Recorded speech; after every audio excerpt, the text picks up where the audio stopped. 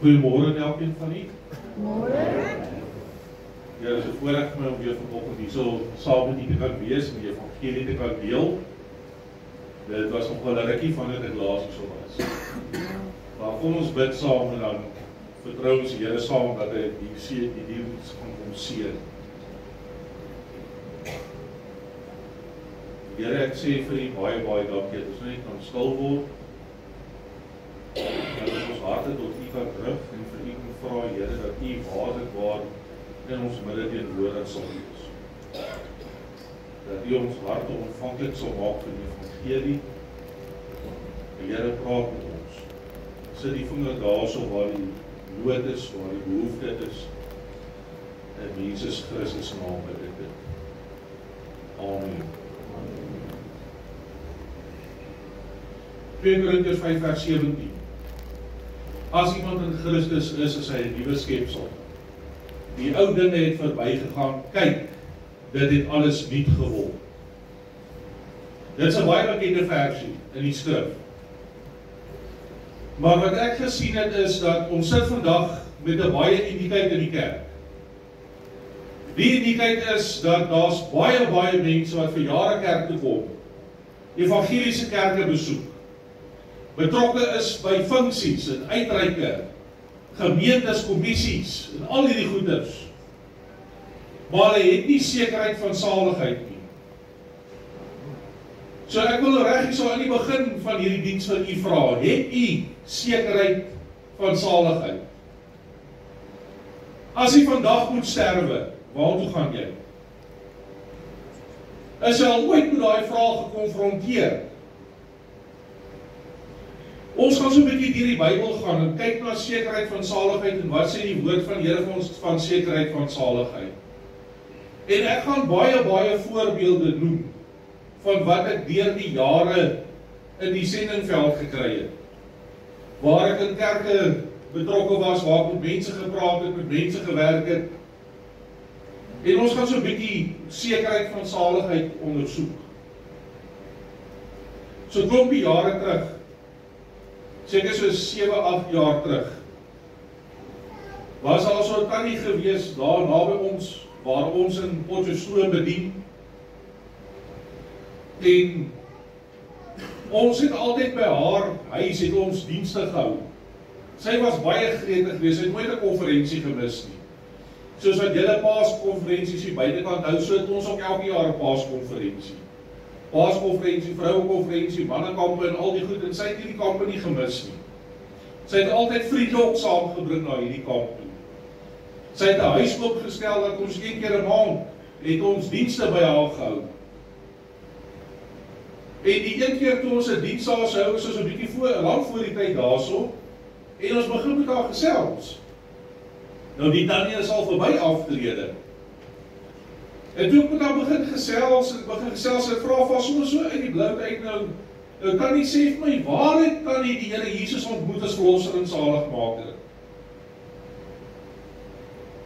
En sy vertel van hoe goed sy groot geword het, en die goeie opvoeding wat sy gehad het, en hoe sy in die kerk groot geword het, en al die goed vertel sy vir my.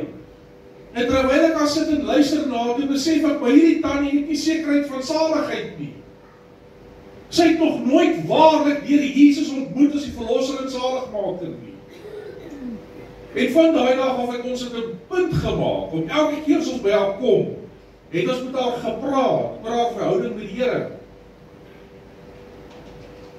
As sy het oud geword, sy kon later nie die dienste by haar hou nie, sy is ouer huis toe, en ons kon nie later meer by haar dienste hou nie. En so 7-8 jaar terug, bel haar dogter my. Sy is in trane, die dogter. Sy sê, asseblief, kan jy nie my ma kom besoek nie? Ons weet nie meer wat om met haar te doen nie. Ons is raak op. Ons weet nie waar om toe met haar doen. En ek reël my program, en ons is daar af na die, of ek is daar af na die plek toe. Kom by die ouer huis aan, hier staan 'n dogter in die ingangsportaal vir my en wag, maar dis net trane. Ek sê, nou, wat gaan nou aan? Sy sê, asseblief, ons weet nie meer wat om met my ma te doen nie. Sy is hierso in die ouer huis, maar het gesê hulle gaan haar uitskop. Hulle kan nie langer akkommodeer in die ouer huis nie. Want sy is besig om die hele ouer huis te ontstig. Sy het die hele ouer huis op horings. En terwyl ek al met haar praat en daar so 'n bietjie bemoedig, sien ek daar in die tuin sit die tannie. En daar is iemand wat by haar sit met 'n Bybel en hy is besig om uit die Bybel uit met haar te lees. En ek stap daar na die tannie toe waar sy in die tuin sit. Ek sien toe dis 'n dominee van die omgewing wat daar so saam met haar sit en met haar uit die Bybel uit lees. Ek kom nader en ek vat so na skouer, ek sê vir tannie, hoe gaan dit met jou? En sy kyk so op, sy sê, "Hi, is dit jy? Hoe gaan dit met jou?" En ons groet mekaar en ek sit daar by haar en ek vra vir tannie, "Hoe gaan dit?" En ewe skielik verdwyn die glimlag. Ewe skielik is die gesig strak. En sy kyk na my en sy sê vir my, "Wat bedoel jy, hoe gaan dit met my? Kan jy nie sien ek is in die hel nie? Ek is in die hel." Ek sê, "Tannie, nou, wat gaan nou aan?" Sy sê, "Ek is in die hel, kan jy die vlamme sien brand nie? Kan jy nie sien die mense rondom my in die hel nie? Julle bring vir my blomme, maar ek is in die hel. Ek is verlore, ek is in die hel." En die hele tyd is hy besig om dit te sê, op die top van haar stem, dag en dag, skree sy uit, "Ek is in die hel, ek is in die hel." En die dominee wat daar so sit begin met haar praat. Hy lees 'n paar versies van bemoediging vir haar. Maar elke keer as sê sy, "Dit help nie, praat met my nie. Ek is in die hel. Ek is in die hel. Kan jy nie sien al die vlamme rondom my nie? Ek is in die hel." En in desperaatheid uitvra die dominee vir haar, "Tannie, nou waar is ek?" Sy sê vir hom, "Jy saam met my in die hel." En hy draai na my toe en hy sê, "Tannie, waar is hy?" En sy sê, "O, kan jy nie sien nie? Daar is 'n lig wat hom omstraal. Daar is 'n lig wat hom omstraal. Maar ek is in die hel. Ek is verlore. Ek is in die hel." Het jy sekerheid van saligheid? Is jy seker dat jou saak met God reg is? Want is vir die mens bestem om eenmaal te sterwe en daarna die oordeel. Nou ek het met die tannie gepraat, ons het saam gebid, maar sy wou nie 'n oorgawe aan die Here maak.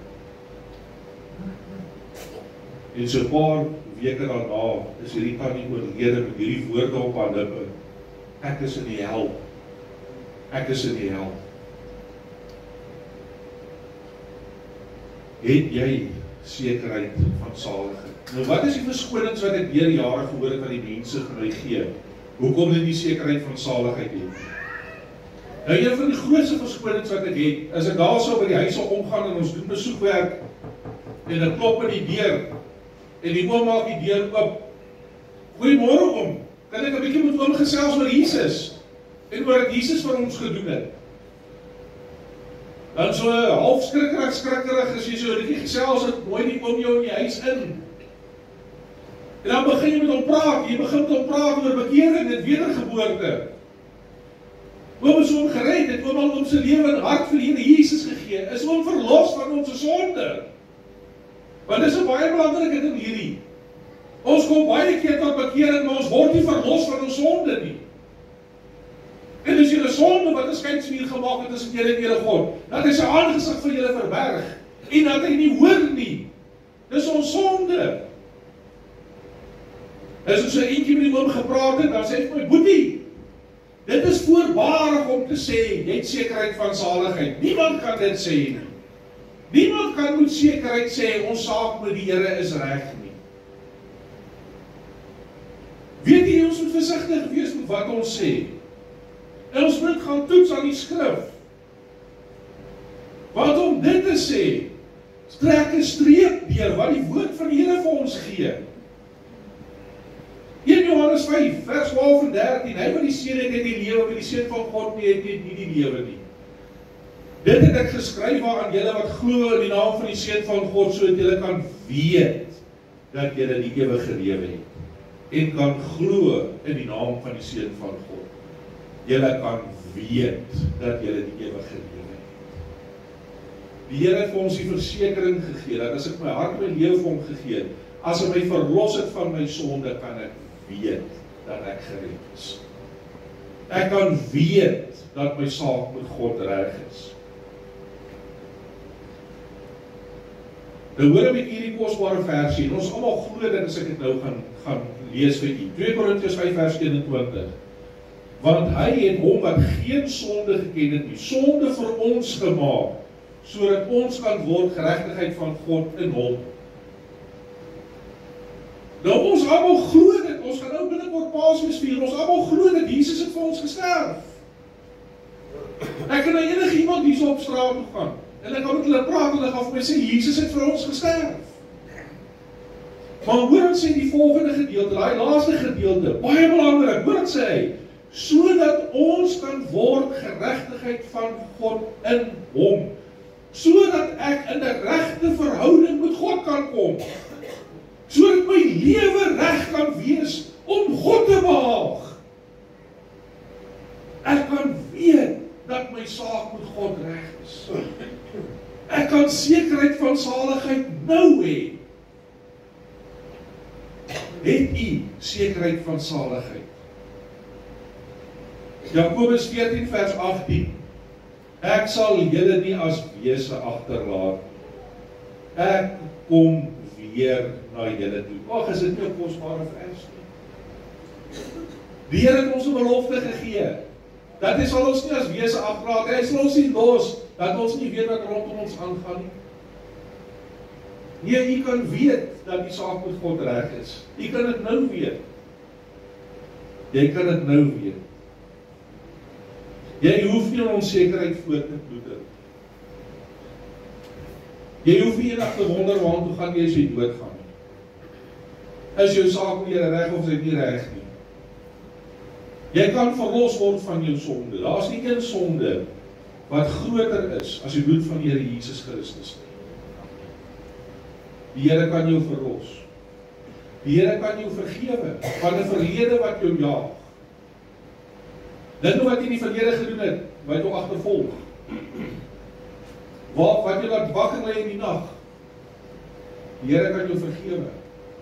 Die Here kan jou verlos. Toe sê hulle, glo in die Here Jesus en jy sal gered word, jy en jou hele huisgesin. Handelinge 16 vers 31. Handelinge 17 vers 20. God het aan die tye van onkunde oorgesien en verkondig nou aan al die mense oral dat hulle gered moet word, dat hulle tot bekering kom. Romeine 8 vers 16, die Gees self getuig saam met ons gees, dat ons kinders van God is. Jy kan weet. Jy kan weet. Weet u dat die saak met God reg is? Weet u dit? Die feit dat ek nie sekerheid van saligheid het nie, sê vir my daar's fout. Dit sê vir my daar's fout met my verhouding met die Here. Eendag op college, jare terug, toe karradios nog 'n groot ding was, het hulle daar by die college het hulle karradios gesteel van die studente se voertuie wat daar so geparkeer was. En dit was so 'n syndikaat gewees wat so deur beweeg het, dat so elke jaar op 'n sekere tyd het hulle begin om karradios te steel. En die studente reël onder mekaar, nee, ons gaan nou ons karre oppas, ons gaan nou wag staan in die aand, en kyk dat hulle nie ons by ons karre inbreek nie. En een aand terwyl hulle wag staan, vang hulle die skobbejakke, terwyl hulle besig is om karradios te steel. En terwyl hulle die ouens al konfronteer, en nou die polisie gebel het en alles, en nou die ouens daar so onder een huisarrest het, of plaaslike arrest, of wat ook jy wil noem. Toe is hulle besig om daar so in 'n woordwisseling betrokke te raak met die mense wat die karradio steel. En een van hierdie skobbejakke pluk 'n pistool uit. En hy druk dit teen een van die studente se kop. Hy sê vir hom, ek skiet jou vrek. En die student staan daar so voor hom, en hy sê, maar skiet. Skiet. Ek weet my saak met God is reg. Maar jy is jou saak met God reg. En skaap moet oor die revolver vat en weer in sy broek berg. Sê vir my, het jy daai sekerheid? Want ons lewe in vrees. Ons lewe in vrees vir die dood. Ons lewe in vrees vir die hiernamaals. Ons lewe in vrees vir die hel. Ons lewe in vrees vir die oordeel wat eendag gaan kom. Omdat ons nog nooit sekerheid met saligheid het nie. Want as ek sekerheid met saligheid het, sal die vrees nie daar wees nie. Ek soos daai student kan sê, of vir my is die lewe Christus om te sterwe is wins. Jy kan miskien, want my saak met God is reg. Met hoeveel ou mensies het ek nie al gepraat nie. Soos die einde nader kom en die vrees begin toeneem, want ons het nie sekerheid van saligheid nie. Maar ek was al baie plekke ook al gewees, waar die mense gesterf het en in volle vrede met God gesterf.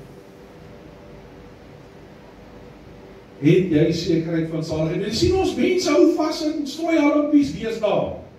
En dit raak al hoe meer prominent. Ons hou vas in strooiharmpies. Ons het nie meer die sekerheid nie.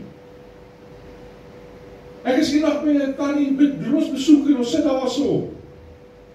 En sy vertel vir my, boetie, ek was nou by hierdie plek gewees. En daar het goud uit my hare uitgekom. Die Here was teenwoordig gewees. En ek was op 'n ander plek gewees en daar het mense goud in hulle tande gekry. Jy kan dit nie glo nie. En ek was daar op 'n ander konferensie gewees. Die mense het rondgerol op die grond en gekraai soos hoenderhane. Die Here was teenwoordig gewees. En terwyl sy dit goed sê, maar dit is so hol hier binnekant. Dit is so leeg hier binnekant. Hoekom ervaar ek nie die volheid van die Here nie? En terwyl ons met haar praat, sê ek, kan nie vir die waarheid hoor? Wil jy regtig die waarheid hoor? Sy sê vir my, boetie, ek sou nie vir jou gevra het as ek dit nie gesoek het nie. Sê vir my die waarheid. Ek sê vir Tannie, jy is nooit gered nie. Want as jy gered was, sou jy agter daai goed aangehardloop het nie. Dan sou Jesus Christus jou versadiging wees.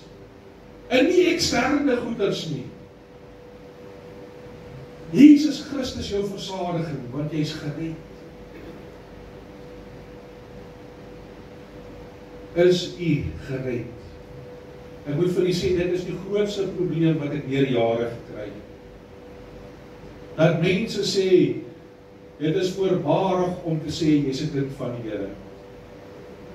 Dit is voorbarig om te sê, jou saak met die Here is reg. Die tweede een wat ek wil gaan kry, ons stap daar so in die ouer huise rond en ons klop aan deur van die ouer huise. En dan kry jy goeie mense, mense wat glorieel goed geleef het deur die jare. Hulle was nie goddelose sondaars gewees nie. Hulle het nie 'n buurman getimmer met 'n wielspanner en sulke goeders nie. Hulle was voorbeeldige mense, hulle hele lewe lank gewees. So kom ek in Springbok, daar in Namakwa, doen ons besoeke, ons het 'n reeks dienste daar gehou. En almal by week stop sê vir my, jy moet hierdie kom gaan kuier, jy moet daai kom gaan kuier. Gaan kuier by hom. En uiteindelik kry ons 'n afspraak met die oom en ons kom by die oom. En ons gee hom 'n pamflet van die dienste wat ons hou. En die oom kyk so na die dienste. Hy sê bekering, sekerheid van saligheid, wedergebore, verlossing van sonde, heiligmaking. Nou boeties, wat bedoel julle van wedergeboorte en bekering? Wat is dit? Nou dit moet jy nie vir die evangelis vra nie. Dan gaan ons vir jou vertel. En ons begin vir hom vertel. Die hele oggend sit ons daar by hom. En ons vertel vir hom van die begin van die Bybel af, dat die mens in sonde geval het. Dat ons in sonde gebore en ontvang word. En as gevolg van dit, het ons 'n verlosser nodig. Want dit het ons geskei van die teenwoordigheid van God. God is heilig en niks wat onrein kan by hom wees nie. Ons het Jesus nodig om ons te red, om ons te verlos, om ons skoon te maak. Sodat ons by hom kan wees, en ons gaan deur na die Nuwe Testament en ons vertel van Jesus, en van alles wat hy vir ons gedoen het. En toe ons van A tot Z deur die evangelie is, sit die oom daar so, en hy kier so. Hy sê, jy weet wat, ek dink nie ek het hierdie bekering nodig. Want sien, ek het my hele lewe goed gelewe. Ek het nog nooit ooit in moeilikheid gekom nie. Ek het niemand iets aangedoen nie. Ek het niemand enige onreg aangedoen nie. Ek is 'n goeie man vir my vrou, en ek is 'n goeie pa vir my kinders. Nee, wat? Ek dink nie ek het hierdie bekering nodig nie, want ek is 'n goeie mens. En terwyl ek daar sit, sê ek oom, besef jy wat jy besig is om te sê? Besef jy wat jy nou gesê het? Ek het Jesus nie nodig. Ek het die werk wat Jesus vir ons in die kruis gedoen het ek nie nodig nie. Ek is beter as Jesus. Soos ek in die begin gesê het, wees baie versigtig wat jy sê. Wees baie versigtig wat jy sê. Toets dit aan die woord van God. Maar dis wat baie mense vandag sê. Nee, wat, ek is 'n goeie mens, ek is moreel goed. Ek weet nie of mense dit nog kan sê, met alles wat rondom ons aangaan, en die wetteloosheid wat besig is om toe te neem. Maar ek is moreel goed. Ek het nie die Here nodig nie, ek sal op my eie manier in die hemel kom. Ek is alright, nie oor my bekommerd wees nie. Baie van die mense dink ons lewe is in 'n weegskaal. Ons goeie en ons slegte dade word opgeweeg teenoor mekaar. En my goeie dade is daarom 'n bietjie meer as my slegte dade. So die Here moet dit seker aansien. Die Here moet seker daaraan aandag gee. Nee, vriende, nee. Nee, een sonde. Een sonde oorskadu al jou goeie wat jy gedoen het. Dit oorskadu alles wat jy gedoen het, wat jy dink is goed in jou lewe. Ek het altyd die gewoonte gehad, ek het dit 'n lanklaas gedoen, maar ek het altyd die gewoonte gehad, as hierdie mense jou bel, geworspos, dan wil hulle ons nou iets in jou afsmeer, hier oor die telefoon. Hulle is jou goed as 'n vriend, en hulle wil nou vir jou hierdie produk afsmeer. Nou luister ek nou wat sê hulle vir my, en dan laat ek sê ek nou, sê vir my, jy het in jou lewe gelieg. Vra ek vir die persoon oor die telefoon, nou begin hulle rondknippel, want hy is besig om vir my te lieg. Die produk wat hy vir my probeer afsmeer. Het jy ooit vir my gelieg, of het jy ooit gelieg? Nee meneer, ek het nog nooit in my lewe vertel nie. Dan sê ek nie, nooit gelieg. Jy kan nie vir my sê, jy het nog nooit in jou lewe gelieg. Daar is nie 'n persoon op hierdie aarde wat sê, hy het nog nooit in sy lewe gelieg. En ek is so met die een vroukie besig op die telefoon, en dis waar ons begin. En ek sê vir my vrou, as jy maar dit gelieg het, wat ander goeders het in jou lewe wat nie reg is nie. En ons praat seker so 'n halfuur lank, en ek begin al hoe meer en ernstig oor die evangelie met haar praat. En daar was so 'n halfuur op die telefoon besig is, toe sê sy vir my, maar hoe goed praat ons oor hierdie goed? En sê, maar ek wil nie oor jou goed praat. Dit is my belangrik dat jy moet hoor van Jesus, en van wat hy vir jou wil doen. Want uit genade is julle gered, deur die geloof, en dit het jy uit jouself nie. Dis die gawe van God, nie uit werke nie, sodat niemand mag doen nie. Jy kan niks vir jou saligheid doen nie. Maak nie saak wat 'n kommissies jy dien, en hoeveel geld jy vir die Here gee, en hoe hard jy vir die Here werk nie. Jy kan niks vir jou saligheid doen, dis die gawe van God. Dit is verniet. Kom kniel by die kruis, en Jesus ontmoet jou daar. Dis verniet. Jy kan nie daarvoor werk nie. Maar dit is nou juist die probleem, want baie mense kan dit nie snap nie. Soos my een vriend sê, hulle kan dit nie kop nie. Hulle kan nie verstaan dat dit verniet is nie. Hoe kan dit verniet wees? Niks in die lewe is verniet nie. Dis iets wat net daarvoor werk, dis mos ons groot word. Hoe kan die saligheid verniet wees? Ek moet iets daarvoor doen. God verwag iets van my. Nee, vriend, nee. Jy kan niks doen om jou saligheid te bekom nie. Jy kan net kom kniel by die kruis en dit kom vat.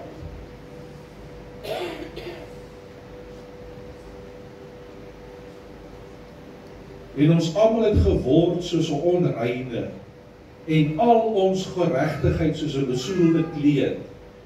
En ons het almal verdor soos blare en ons ongeregtigheid het ons weggevoer soos die wind. Hoor wat sê hierso, ons het almal geword soos 'n onreine. Kan daar 'n reinheid en onreine voorkom? Vra Job 14 vers 4. Nie een nie. Nie een nie. Daar is niks wat jy kan doen om jou saligheid te bekom nie. Daar is niks goeds wat jy kan doen nie. As ons sê dat ons geen sonde het nie, mislei ons onsself en die waarheid is nie in ons nie.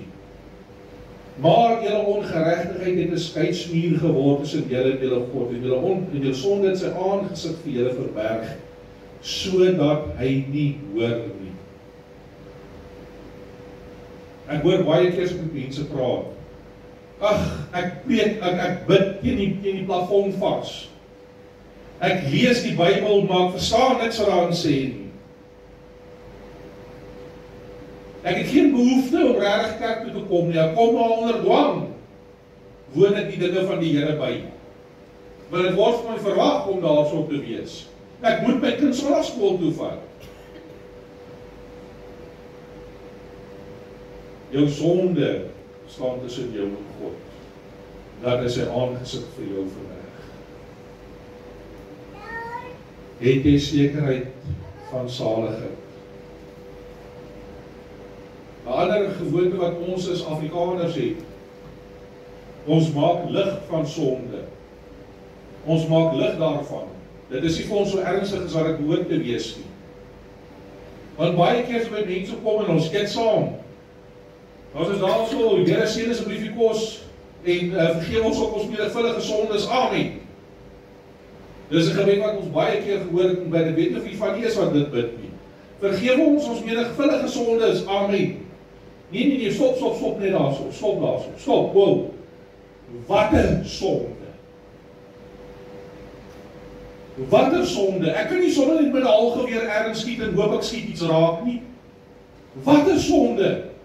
Een van die ou predikers om Chris Cronje, is ook ergens gewoon nie daai gewees.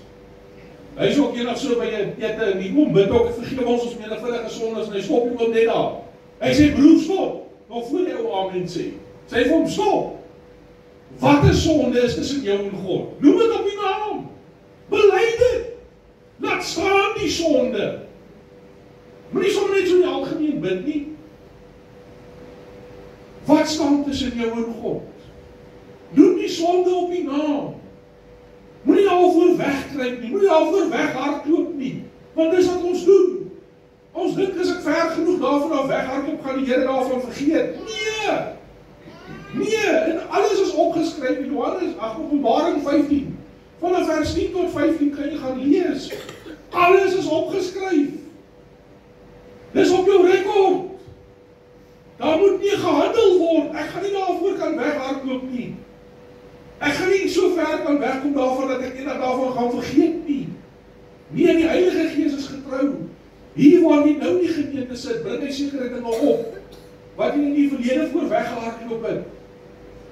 Wat is in jou en God staan? Nee, bely dit. Hy wat sy sonde bely, sal barmhartigheid vind.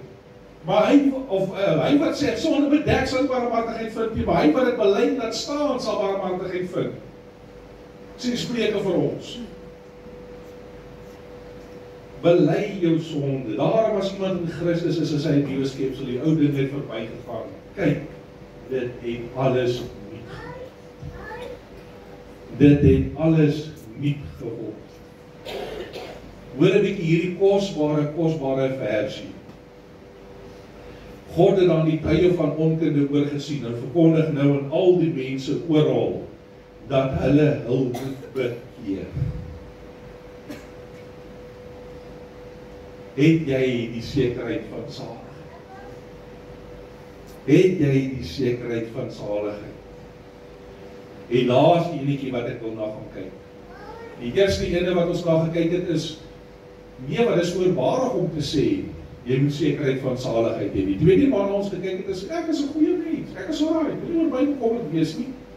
Gaan preek daarso in Ikageng. Gaan preek daarso onder die heidene nasies. Moenie vir my preek nie, ek is alright. Ek is alright. Ek sal reg wees, moenie oor my bekommerd wees nie. Die laaste ene, hier is nog 'n interessante ene. Ek kry dit ook nogal baie deesdae waar die mense daarvan praat. Dat hulle erken nooit, of hulle vat nooit eienaarskap vir 'n sonde nie. Dis altyd iemand anders se skuld dat ek sondig. Dis nooit my skuld nie. En as ek dit nou gaan noem, gaan jy daar so sit, jy gaan so maak as jy, ja, ek het al gehoor dat iemand dit sê. Moet jy nie vir mekaar kyk nie, want dan weet ek nou wie dit gesê. Dis nie my skuld nie, die duiwel het my maak sondig. Die duiwel is weer lustig vanoggend. Hoeveel keer het ons dit nie gehoor nie, nee? Die duiwel het nou weer die kat se sleutel weggesteek. Dis nooit my skuld nie, dis altyd iemand anders se skuld. Dat ek sondig. Nee, dis nie die duiwel nie. Dit is nie die duiwel nie. Sy arme duiwel kry skuld vir goeders wat hy nie eens gedoen het nie. Dis ek wat sondig. Dis ek wat lieg. Dis ek wat bedrieg. Dis ek wat my hiermeer verloor. Daai werkers op die plaas, hulle gaan my nog hel toe sleep. Nee, ek sê werkers op die plaas het jou gaan hel toe sleep nie. Dis die sonde in jou hart wat jou gaan hel toe sleep. Daai taxi wat hier voor my ingery het. Hy beproef my weer vandag. Die taxi het niks met jou saligheid te doen nie. Dis die sonde in jou hart wat gaan veroorsaak dat jy die Here gaan mis. Dis nie die taxi nie. Daai taxi ken jou van geen kant af nie. Hy weet nie wie jy is nie. Hy ken nie jou ma of jou pa nie. Dis die sonde in die hart. Ek wil nie eienaarskap vir dit wat in my hart verkeerd is vat. Pleks dat ek met daai bedorwe, vuil, besoedelde hart na die Here toe kom. En vir hom sê, Here, kyk net wat gaan in my lewe aan. Kyk net hoe vloek ek. Kyk net hoe lieg ek. Kyk net hoe bedrieg ek. Kyk net hoe lewe ek. Wat 'n voorbeeld is ek vir die mense rondom my. Maar nie is nie ek nie, is altyd iemand anderste. Dis altyd iemand anderste wat die skuld kry, en nie ek nie. Hoor net wat sê Jakobus vir ons. Maar elkeen word versoek as hy deur sy eie begeerlikheid weggesleep en verlok word. Daarna, as die begeerlikheid ontvang het, baar dit sonde. En as die sonde tot volle ontwikkeling gekom het, bring dit die dood voor. Moenie dwaal nie, my geliefde broeders. Jy sondig omdat dit in jou hart is. Omdat dit in jou hart is. Galasiërs 6:4, elkeen sal sy eie pak dra. Jy is verantwoordelik vir dit wat jy doen. Jy gaan nie eendag vir iemand anders die skuld gee nie. Jy is verantwoordelik vir wat jy doen. Vir die manier wat jy lewe, vir die dinge wat jy sê, vir die manier wat jy optree, is jy verantwoordelik. Nie iemand anders nie. Dis jou hart wat boos is. Dis jou hart wat vuil is, soos wat ons met kinders altyd moet sê. Adam sê, dis Eva. Eva sê, dis die slang. En die slang het geen voet om op te staan nie. Nee, dis wat ons maar doen. Dis sê ek is my vrou. Nee, dis sê ek is my kinders. Dis die taxi, dis die tuinboy, dis die bediende, dis die regering, dis die Illuminati. Dis altyd iemand anders se skuld, dat ek so goddeloos en onrein is. Dis nooit my eie skuld. Jare terug, toe die dinge in die regering begin verander, en hulle laat sekere goeders in Suid-Afrika toe, nou die van die wat ouer is daarom slegs sou dit moet erken nie. Die van die wat ouer sal onthou, voor die huidige regering ingekom het, was daar so baie streng beperkings in Suid-Afrika gewees. Byvoorbeeld pornografie kon jy nie kry nie. Die polisie het klopjagtop uitgevoer. Hulle het dit gaan konfiskeer as hulle ergens pornografiese materiaal was. Jy kon dit nie kry in Suid-Afrika nie, dit was verbân gewees in Suid-Afrika. En my een vriend kom na my toe en hy kom baas en hy kom beklaar sy lot en hy kom gaan gal af met die regering en hoekom hulle alles oopgemaak het en kyk net al die onreinheid wat nou in Suid-Afrika is en kyk net al die sonde wat nou oorals te kom is, jy kan dit ook oorals te kry. En terwyl ek so vir hom luister, sê ek vir hom, nee broer, jy is nou besig om die verkeerde boom te blaaf. As daar nie 'n behoefte by die mense was nie, sou dit nooit 'n probleem gewees het nie. Die probleem is die mense se harte is verdor en is verderwe. Hier is 'n begeerte en 'n behoefte in die hart na sonde, as dit nie daar was nie, dan sou dit nie 'n probleem gewees het. Hoe het jy al eienaarskap gevat vir die sonde? En Jesus sê vir hom, waarom noem jy my goed? Niemand is goed nie behalwe een, naamlik God. Markus 10 vers 18. En dis ook wat ek moet kom, wat ek moet besef. Jy weet wat, ek is nie so goed as wat ek gedink het is. Ek is 'n sondaar. Ek staan skuldig voor God. En as die Here my nie gaan verlos en red nie, dan gaan die hel eendag my voorland wees. Die Here gaan my moet verlos en my moet red. Kyk na daardie dinge in jou lewe vanoggend. Hou 'n bietjie vergadering daar met jouself waar jy sit. Wees 'n bietjie krities oor jou eie lewe. Die dinge wat hierdie week gebeur het, die dinge wat hierdie naweek gebeur het, is jy werklik waar verlos van jou sonde? Is jy werklik waar skoon? Het jy sekerheid van saligheid? Dat jou saak met God reg is?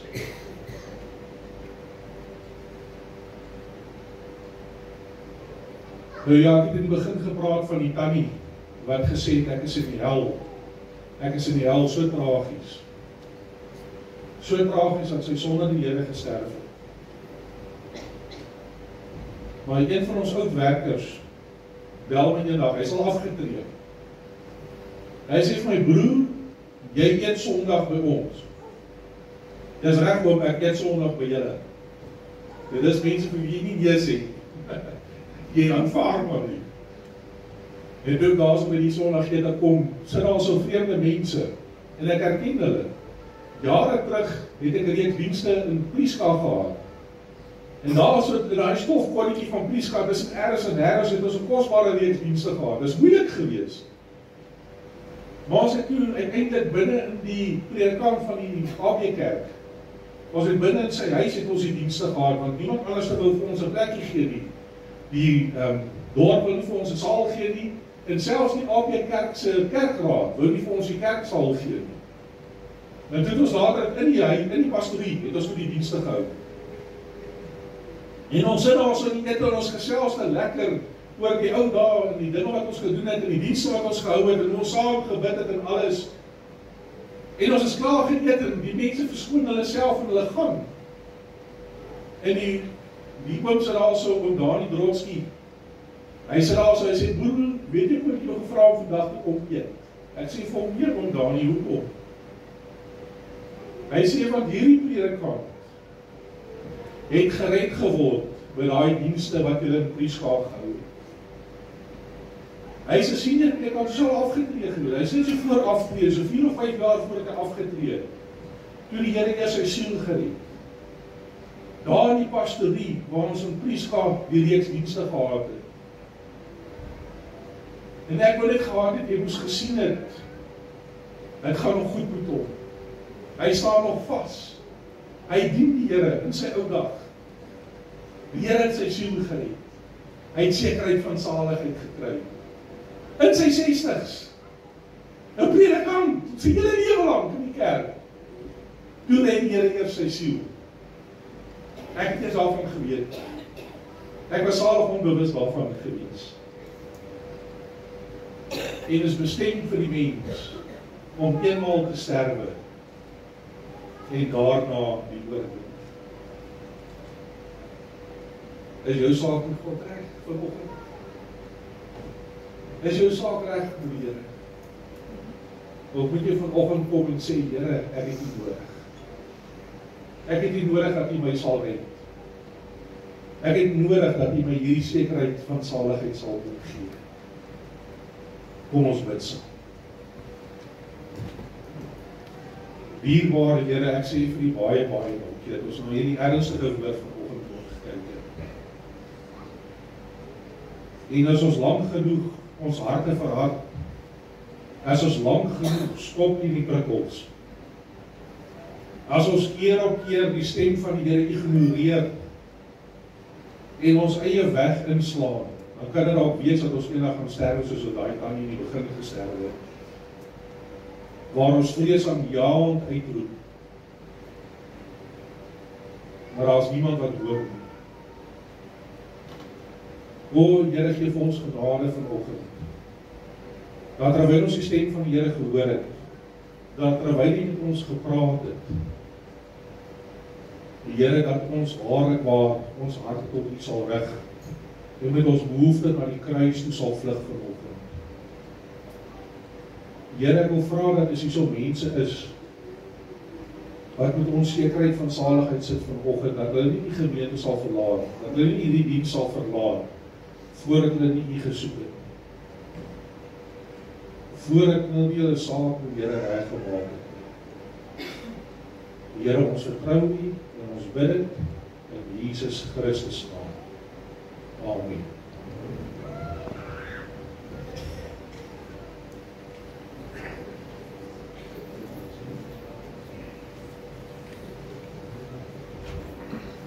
Baie dankie, Jogie Swanepoel, vir die wetenskap wat U gebring het.